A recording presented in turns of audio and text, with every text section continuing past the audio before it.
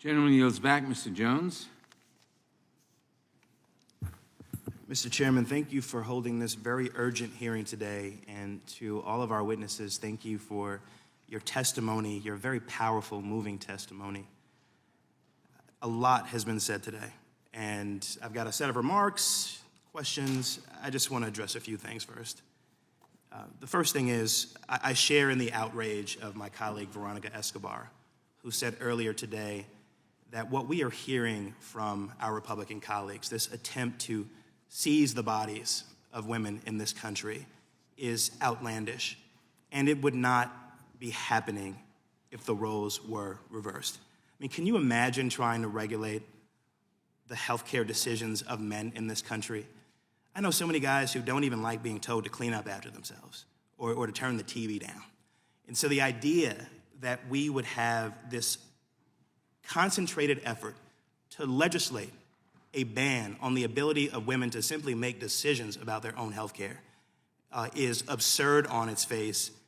It is obviously going back in time to a place where I had hoped that we had gotten past. And it's something that is hypocritical because the opposite would never be allowed to take place if the shoe was on the other foot. Mr. Owens, who's a nice guy, also made some outlandish comments earlier. And he leveraged the fact that he was black in order to validate those comments, which was a bit disturbing for me, who is also, as an African American myself.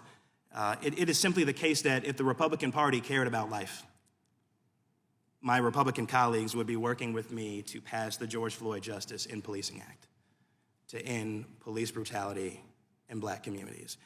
If the Republican Party of today cared about life, they would be working with us to extend the expanded child tax credit, which for a time cut child poverty in this country in half.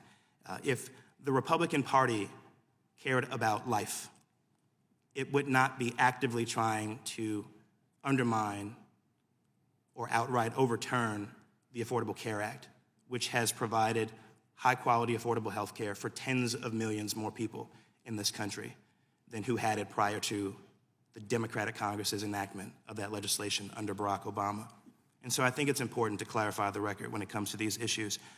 Professor Goodwin, at this committee's markup last week, and again in today's hearing, a number of my Republican colleagues celebrated the criminalization of abortion as a win for democracy. On the Supreme Court, Justice Alito even blamed the very people whose rights he intends to erase, as we saw in his draft opinion. He wrote, "Women are not without electoral or political power." But Professor Goodwin, in your written testimony, you wrote, "It is offensively naive to suggest that these matters can be resolved at the state level through voting, particularly when voting rights are unprotected and voter suppression dominates the political process." So since my Republican colleagues don't seem to get it, would you help explain why it's so wrong for Republicans to blame women for the GOP's own war on abortion rights in light of their war on the voting rights of people of color? Thank you. That's right. Well, thank you so much for that question. In fact, we should not blame women. We should not be blaming women in Mississippi who, if they're Black, risk 118 times more likely to die by carrying a pregnancy to term than by having an abortion. A state in which 80% of the cardiac deaths in that state during pregnancy happen to be Black women. A state that historically has disenfranchised Black people, first through enslavement and forced reproduction of Black women, and that even after the 13th Amendment enacted so many Jim Crow era laws that did not get dismantled until the mid part of the last century, and a state that has tried with all of its might to continue to suppress the right of Black people to vote.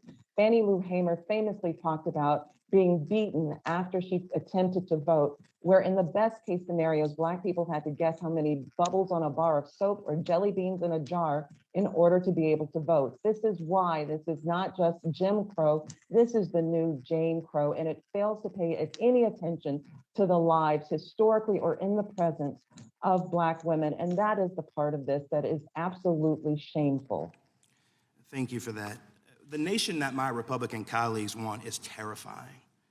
A handful of unelected, unaccountable, far-right Supreme Court justices encouraging states to seize control of the bodies and decision-making power of women across America, politicians forcing women to give birth, the government imprisoning patients and their doctors. Apparently, to my Republican colleagues, this is what democracy looks like. But I would submit that the American people know better. That's not democracy. That's servitude. I yield back.